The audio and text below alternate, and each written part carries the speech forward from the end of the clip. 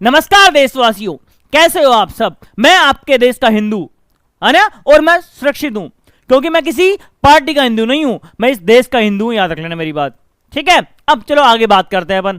अभी हमारे देश के अंदर एक बहुत ही बड़ी परिस्थिति आ रखी है और हमारे प्रिय खान सर जो हैं इन्होंने इस परिस्थिति के बारे में आज से 2 महीने पहले बता दिया था, लेकिन हमने उनकी बातों पे विश्वास नहीं किया। और ये सुनो, क्योंकि विश्वास कर लिया होता तो आज उस पर कदम उठा चुके होते, लेकिन ठीक है ना, क्योंकि हम तो बिजी थे किसमें, चुनाव में। और ये सुनो, देखो आज से 2-3 महीने पहले आपको याद होगा क्या कि सिलेंडर नहीं है, तेल कम हो रहा है, ये बातें सामने आई थी कि नहीं आई थी ना। और धीरे धीरे हमें लगा कि चीजें सोल्व हो रही है, बट एक्चुअल में क्या था ना कि वो सोल्व नहीं हो रही थी, वो छुपाई जा रही थी हमसे। हमको बताया जा रहा था कि सब कुछ ठीक है, हमें पागल बनाया जा रहा था। क्योंकि अगर उस टाइम ये चीजें सामने आ जाती तो क्या होता, जहां पे चुनाव होने हैं वहां पे भी चीजें सीमित में यूज ली जाती है ना। लेकिन चुनाव के अंदर तो हमारे पास अनंत पैसा है, अथाह पैसा है ना, है कि नहीं। क्योंकि चुनाव चल रहे हैं, सबसे इंपॉर्टेंट चीज है हमारे देश को, जनता को लगना चाहिए कि ये जो सरकार जो बन रही है ये जनता के द्वारा ही बनाई जा रही है, ऐसा लगना चाहिए। वो अलग बात है, बनती नहीं है ना। क्योंकि हमारे जो मोदी जी है ना वो भगवान की तरह है। भगवान एक है ना, आप किसी की भी पूजा करो, राम जी की पूजा करो, सीता जी की पूजा करो, कृष्ण की करो, अल्लाह की करो, ईश्वर एक है, पूजा एक की होती है। ठीक वैसे ही तुम किसी भी पार्टी को वोट दो, जाएगा एक ही जगह, है ना। चलो मजाक कर रहा हूं, ठीक है, कोई दिल पे ना ले, है ना। क्षमा मोदी जी, क्षमा। आगे चलो, देखो चीजें पहले से बिगड़ी हुई है ना। आज बस क्योंकि इनका चुनाव हो चुका है, ये वहां से फ्री होके निकल चुके हैं, समझ आई मेरी। अब नाटक चल रहा है बेटा, नाटक, संपूर्ण नाटक, केवल जनता को मूर्ख बनाया जा रहा है ना। क्योंकि देखो कितना कर लेंगे आप, कितना कर लोगे। हमारे देश की पूरी जो ग्रोथ है, पूरी जो दिनचर्या है, किस पे चलती है, डीजल पे चलती है। पेट्रोल नहीं होगा कोई बात नहीं, लेकिन डीजल बहुत जरूरी है। क्योंकि हम जो खाना खाते हैं ना, सब्जियां खाते हैं, वो इंपोर्ट कहां से होती है, ट्रकों से होती है। अब ट्रक कहीं से चलते हैं, डीजल से चलता है। आप जो एक जगह से दूसरी जगह आप आते हो, कहीं चलते हैं, बस से आप आते हो, बस कहीं चलती है, डीजल से चलती है। तो बेटा बहुत आने वाले टाइम में बहुत सारी दिक्कतें आने वाली हैं। अब ये बात छोड़ो आपकी कौन सी सरकार के सपोर्टर हो, कौन सी सरकार के नहीं हो, है ना। आप सबसे पहले एक बात याद रखो कि हम भारत देश के नागरिक हैं, है ना। प्रॉब्लम देखो, एक बात बहुत बड़ी बात कहते हैं, अगर कोई डूब रहा हो तो उसको डूबते टाइम पे तैरना नहीं सिखाते, उसका साथ देके उसको बचा लिया करते हैं। ठीक वैसे ही चीजें खराब हो चुकी है, अब इन्हें गिनाने का टाइम नहीं आया है ना। अब हमारे देश को एकजुट होना पड़ेगा, समझ आई मेरी बात। एकजुट होके साथ निभाना पड़ेगा, है ना। वो नहीं होगा साथ निभाना साथिया, है ना, सुना ना वो बात। तो ठीक वैसे यहां पे हमारे देश का साथ निभाना पड़ेगा हम सबको मिलके, क्योंकि चीजें खराब हो चुकी है। कहीं ना कहीं दूसरा लॉकडाउन लगने की संभावनाएं हैं। अब ये लोग पहला लॉकडाउन कैसा था कि हमारे को बाहर निकलने में बीमारियां पकड़ रही थी। अब बेटा अब कोई रोकेगा नहीं आपको बाहर निकलने के लिए, लेकिन आप खुद बैठे रहोगे क्योंकि हमारे पास संसाधन ही नहीं होंगे। आज देखा आपने, पेट्रोल 4 रुपए महंगा हो गया, होगा कि नहीं हो गया। अब धीरे धीरे वैसी चीजें बढ़ने लगेगी, फिर कैसे कर लोगे। गरीब आदमी कहां जाएगा बेचारा। अरे मैं हूं, अभी तो चलो पेट्रोल बाइक में पेट्रोल डलाया और चला गया। मैं आपको एक कहानी सुनाता हूं, परसों की दिन की बात है। मैं जा रहा था बाहर और मोदी जी ने कहा था कि अपने गाड़ियों में पेट्रोल कम से कम यूज ले। मैंने उनकी बात का पालन किया, गाड़ी में पेट्रोल डलाया नहीं। ठीक है, मैं कि जब देखेंगे अभी क्यों फालतू में एक्स्ट्रा डलवाना, और मैं चला गया बाहर, गाड़ी में पेट्रोल खत्म हो गया भाई साहब। ठीक है, मैं बोला मानुस, मैंने बोतल उठाई। हम तो जनरल यही करते हैं भाई, भारत देश के नागरिक है, गरीब नागरिक है, इतनी हमको पता है। हमने बोतल उठाई, निकल गया पेट्रोल पंप पे। ठीक है, और मैं भी नहीं निकला, पहले मैंने मेरे छोटे भाई को भेजा कि तू जा भाई लेके आ, मैं यहाँ पे गाड़ी के पास रुकता हूँ। उस भाई साहब ने पेट्रोल देने से मना कर दिया। भाई मैं समझता हूं, क्योंकि हमारा देश का कानून कहता है कि किसी भी नाबालिग को या फिर किसी बच्चे को पेट्रोल बोतल में नहीं देना चाहिए। पहली बात तो किसी को नहीं देना चाहिए, लेकिन अगर किसी की सिचुएशन खराब है तो दे दो, कोई दिक्कत नहीं है। ठीक है, अब फिर मैं गया कि चलो इसको बच्चा है, नहीं दिया होगा कोई बात नहीं, तो मैं चला गया कि चलो मैं लेके आता हूं। मैं जैसे ही जाता हूं मेरे को भी सेम जवाब देता है कि बोतल में पेट्रोल डलेगा ही नहीं। मैंने कहा भाई साहब देखो, गाड़ी की चाबी है, कार वहां खड़ी हुई है बीच सड़क में, और मैं परेशान हो रहा हूं क्योंकि देखो दोपहर का टाइम 2 बजे का, आप सोचो इस टाइम में कितनी गर्मी होती है ना। और मैं बोल रहा हूं भाई डाल दे यार, मैं डाल दे यार। नहीं बोले मैं नहीं सुनूंगा, सुबह से 150 लोग आ चुके हैं, मैंने किसी को नहीं डाली। भाई की तेरी बात ठीक है यार, मैंने भाई साहब सबसे मिन्नतें करी और किसी ने मेरे को पेट्रोल तक नहीं डाला। समझ आई मेरी बात? फिर मैं क्या करा, मैं वापस गया कार के पास, और मैं सोचने लगा कि यार देखो, ऐसा तो हो नहीं कि मैं अकेला फंसा हूं। हमारे देश में सैकड़ों ऐसे लोग हैं जो रोजाना पेट्रोल खत्म होने की वजह से सड़क पे रुक जाया करते हैं। उनका सॉल्यूशन एक ही है, बोतल उठाते हैं और आसपास पेट्रोल पंप ढूंढते हैं, या फिर कोई आसपास जो बाइक वाला होता है उसे डाल के चले जाता है। लेकिन आजकल हमारा थोड़ा क्या है कि विकास के क्षेत्र में थोड़ा आगे चले गए हैं कि बाइक में से डायरेक्ट पेट्रोल निकाल नहीं पाते हैं, है ना। दूसरी किस्म की बाइक आ गई आजकल, सभी जानते होंगे। तो मैंने क्या किया, जो ड्राइवर साइड का जो शीशा होता है उसको नीचा किया और उसको एक हाथ से स्टीयरिंग को घुमाता गया और ऐसे धक्का देके चला गया। मैं 100 मीटर गया और एक मेरा भाई मतलब जनरली जो हमारे भारत देश का कोई भी नागरिक मेरा भाई तो है, मुझे नहीं पता कौन से धर्म से था, वो इनको मतलब है धर्म से, मुझे मतलब नहीं है ना। सुनो मेरी बात। तो वो आया कि भाई यार मदद करनी है, बताओ क्या करूं। मैं कि भाई एक काम करो, आप गाड़ी की स्टीयरिंग में बैठ जाओ, क्योंकि स्टीयरिंग में क्या होता है कि आप बत्ती क्रॉस करनी थी मुझे, तो ब्रेक लगाना जरूरी है। अब बाइक में तो क्या होता है कि हाँ हैंडल में ब्रेक होता है, अब वहां तो पाँव में है। अब या तो मैं पाँव से ब्रेक दबाऊं या फिर गाड़ी को धक्का मारूं, तो दोनों पॉसिबल नहीं है। कि आप एक काम करो, गाड़ी के अंदर बैठ जाओ, मैं धक्का मार लेता हूँ, और बगल में 1 किलोमीटर आगे पेट्रोल पंप है। वो बोला कि भाई यार मुझे तो ड्राइविंग आती नहीं है, मैं तो स्टीयरिंग घुमा नहीं पाऊंगा, तो एक काम करो आप अंदर बैठ जाओ, मैं धक्का मार लेता हूँ। ठीक है। मुझे लगा यार ये है मेरा भारत देश, है ना, ये है भगवान। भगवान वहां नहीं मिलते जहां आप ढूंढते हो बेटा, भगवान इस ऐसे वेश में मिल जाते हैं आपको। और उस भाई ने उस भरी दोपहर के अंदर बाइक अपनी साइड में लगाई और वहां से मेरे को अंदर बिठा के धक्का मार के पेट्रोल पंप तक पहुंचा के गया। लिटरली बता रहा हूं मैं आपको, समझ आई मेरी बात? तो बात इतनी सी है कि मानवता हमारे देश में आज भी जिंदा है ना। लेकिन मैं एक बात पूछना चाह रहा हूं आपसे, अगर मेरी जगह अगर ये नेता लोग फंस जाते तो इनको नहीं डालते पेट्रोल? डालते ना, फिर मुझे ही क्यों? और हमारे ऐसे देश में बहुत सारे लोग हैं, उन्हें ही क्यों इन चीजों का सामना करना पड़ता है? मिडिल क्लास फैमिली को ही इन चीजों का सामना क्यों करना पड़ता है भाई? इसलिए थोड़ा सा देखो, है ना, अननेसेसरी खर्चा नहीं। अब एक भाई बोल रहा था मेरे को कि सर हमारे मोदी जी ने हमको कहा था कि तुम भारतीय युवा हो, बेरोजगार मत बनो, तुम पकौड़े तल के पकौड़े बेचो और रोजगार पाओ। अब मैंने सर इनके कहने पे पकौड़े की दुकान भी खोल ली, और अब मोदी जी बोल रहे हैं कि तेल का यूज कम लो। अब मैं क्या करूं बताओ, है ना। तो समस्या ही समस्या है, कोई बात नहीं बेटा। जो समस्या से उलझे और वहां से उभरे वही क्या होता है, शेर होता है। यस और नो? और मेरा मानना तो यह है क्या कि शिक्षा केवल व्यक्ति के दिमाग को जिंदा करने के लिए होती है, और जब एक बार व्यक्ति का दिमाग जिंदा हो जाए ना, उसके बाद वो कहीं से भी उठ सकता है, खड़ा हो सकता है। और यस और नो? क्योंकि एक महान व्यक्ति ने कहा है कि आपके आखिरी सांस में दुनिया पलटने की क्षमता होनी चाहिए। अगर यमराज खड़े हो, आपके अंतिम सांस चल रहा हो, उस अंतिम सांस में वह दम होना चाहिए कि वहां से भी आप पूरा का पूरा साम्राज्य खड़ा कर पाओ। यस और नो? और मृत्यु को भी लगे कि मैं किसको लेके जा रही हूं, ये कौन है, ये इतना महान व्यक्ति। यस और नो?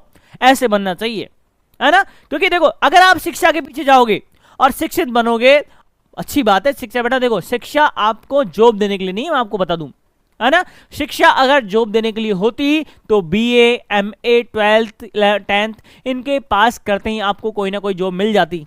नहीं मिल रही ना, मतलब वो केवल ये आपके व्यक्तिगत दिमाग को जिंदा करने के लिए। आपका जैसे दिमाग जिंदा हुआ, अब आप जॉब की फील्ड के लिए अलग से पढ़ाई करना स्टार्ट करोगे।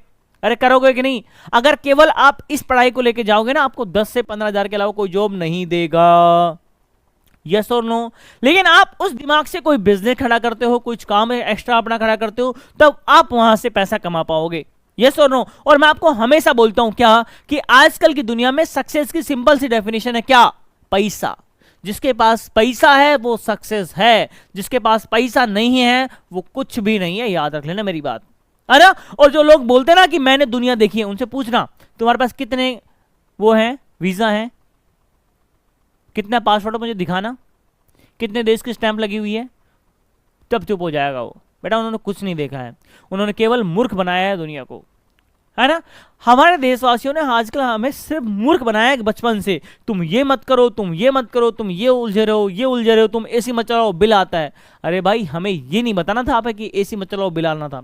हमें ये बताना था कि तुम एसी चलाओ, लेकिन इतने काबिल बनना, इतने सक्षम बनना कि जब तुम्हारी बारी आए तो इस एसी का बिल भरने लायक तुम बन पाओ, बस। लेकिन हमें बताया नहीं गया, क्योंकि हमें केवल उलझा के रखा गया है ना। इसलिए मैं कहता हूं बच्चों, केवल पैसे कमाने पे ध्यान दो, लेकिन लीगल तरीके से। एक ऐसा तरीका जिस तरीके का पता लगने के बाद में आपको शर्मिंदगी महसूस नहीं हो, आपके माता पिता को शर्मिंदगी महसूस नहीं हो, है ना। बाकी और आपको अगर शर्मिंदगी महसूस नहीं हो रही है, आपके माता पिता को नहीं हो रही है ना, फिर वो तरीका आपका जायज है। समझ आई मेरी बात। अब उन मूर्खों की मैं बात नहीं कर रहा हूं कि जो माता पिता अपने बच्चों को नीट का पेपर, अभी मैं पढ़ रहा था, न्यूज आई थी कि एक पिता ने 10 लाख के अंदर नीट का पेपर खरीद के अपने बच्चे को दिया, और फिर भी उस बच्चे के 107 नंबर आए। कितने? 107 नंबर। मुझे सोचने वाली बात है, क्या गुजर रही होगी इस बाप के ऊपर। वो बाप जूता लेके पड़ा हो तो इधर मैं बताऊं, है ना।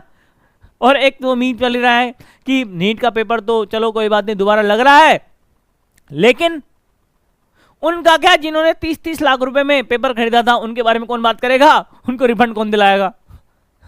है ना बेटा, ऐसे लोगों को मर जाना चाहिए डूब के। समझ आई मेरी बात।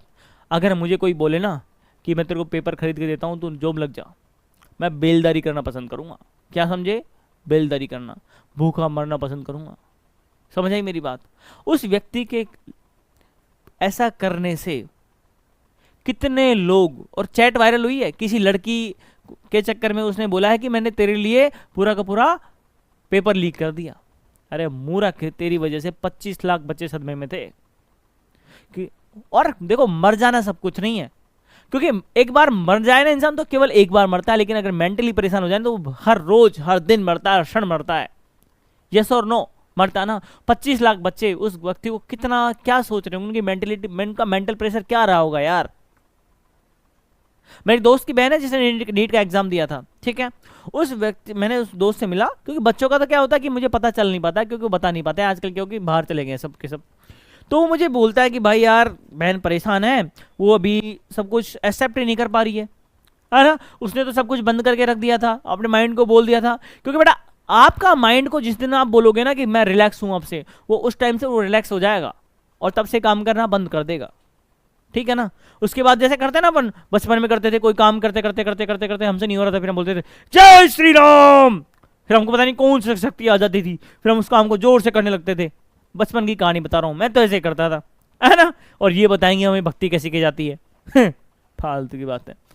बचपन से राम भक्त है भैया हम तो, लेकिन भक्ति का सबका अपना अपना तरीका होता है। भक्ति दिखाने के लिए नहीं होती है, भक्ति घर में बैठ के की जाती है ना। जोर से चिल्लाने से भक्ति नहीं होती है। भक्ति, अगर आपने देखा होगा, भगवान शिव, अगर उनको भक्ति करनी होती थी ना, तो वे एकांत में जाके ध्यान करते थे, चिल्लाते नहीं थे। भगवान हनुमान जी एकांत में जाके राम राम राम राम राम चिल्लाते नहीं थे। समझ आई मेरी बात। तो चिल्लाना भक्ति नहीं है, केवल ध्यान करना भक्ति है, ध्यान, है ना। चलो, एक महान व्यक्ति ने फिर कहा है, अगर तुम जीवन के अंदर आंख बंद करके जितना देर बैठ पाओगे ना, उतने ही महान योगी बनते जाओगे। लेकिन हम क्या कर पाते, नहीं बैठ पाते। आपको कह दूं मैं, 1 मिनट आंख बंद करके बैठ जा। याद है ना बचपन के अंदर जब प्रेयर होती थी क्लासरूम, स्कूल के अंदर, ऐसे आंख खल खल के देखते थे, बीच सामने मैडम चिल्लाती थी, ए क्या कर रहा रे, कुछ नहीं, मैं वो आंख में कचरा चला गया था, ऐसे करते थे ना अपन। हाँ बेटा, तो जो व्यक्ति जितना ज्यादा टाइम तक आंख बंद करने की कैपेसिटी रखता है, बैठने की कैपेसिटी रखता है, वो उतना ही योगी कहलाता है, उतना ही ध्यान योगी कहलाता है, उतना ही वो ऊंचाइयों तक पहुंच पाता है। भगवान शिव, देखा उनके बारे में, पढ़ा आपने, लाखों साल तक, हजारों युगों तक आंख बंद करके बैठे रहते हैं वो, है ना। तपस्वी, आदि योगी, ऐसे उनका नाम आदि योगी नहीं पड़ा है, आदि योगी। देखा ना कोयम्बटूर में उनकी मूर्ति लगी हुई आदि योगी की, है ना।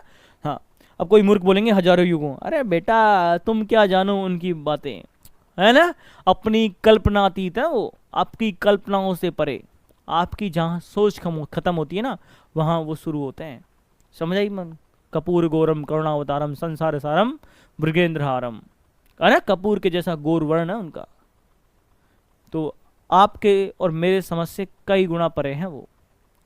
समझ आई मेरी बात। चलो वो तो बात की बातें हैं। अभी हमें केवल क्या करना है कि जो हो गया वो हो गया, उन लोगों की बातों में नहीं आना है। उन लोगों को बेटा पहले क्या था कि उनको लगा था कि जो कांग्रेस सरकार है उससे बेस्ट काम करेगी ये सरकार। अब उन्होंने बोल तो दिया, अब कर नहीं रही है, तो अब क्या कर रहे हैं, वो अपनी ही बातों को बचाने के चक्कर में अंधभक्ति करे जा रहे हैं। और यस और नो वही तो कर रहे हैं। मैंने आपसे फिर भी क्वेश्चन पूछा था, क्या पूछा पता है? अगर मान लो मुर्गा काटा तो कौन सी पार्टी होती है? चिकन पार्टी होती है ना, और बकरा काटा तो मटन पार्टी। लेकिन अगर भारत की जनता काटी तो कौन सी पार्टी? मैं कुछ नहीं बोलूंगा, देखो आप बोल रहे हो, मैंने कुछ नहीं बोला है ना, मैंने कुछ नहीं बोला है, आप बोल रहे हो। चलो कोई बात नहीं, अच्छी बात है। आज के लिए बस इतना ही मेरे प्यारे देशवासियों। अपन को सबको मिलजुल के रहना है, फालतू में धर्म कास्ट नहीं फैलाना है। मैं कोई बात बताता हूँ, देखो अगर कोई मोमडन जो है आपसे कहे कि उनका जो भी ग्रंथ रहा हो, मुझे नहीं पता, मुझे आइडिया नहीं है, लेकिन अगर वो उनको प्यारा है वो चुनेंगे या फिर हमारे संविधान को चुनेंगे। अगर वो बोले कि मुझे मेरा धर्म वाला, उसका जो धर्म का जो ग्रंथ है वो प्यारा है, संविधान प्यारा नहीं है, तो आपको आग बबूला होकर गुस्सा हो जाओगे। लेकिन हमारे पास भी तो ऐसे बाबा हैं जो क्या बोलते हैं कि मुझे हमारी गीता प्यारी है, धर्म प्यारा नहीं है, बोलते हैं ना। पूछ रहा हूं उनसे, तब आपका खून नहीं खोलता?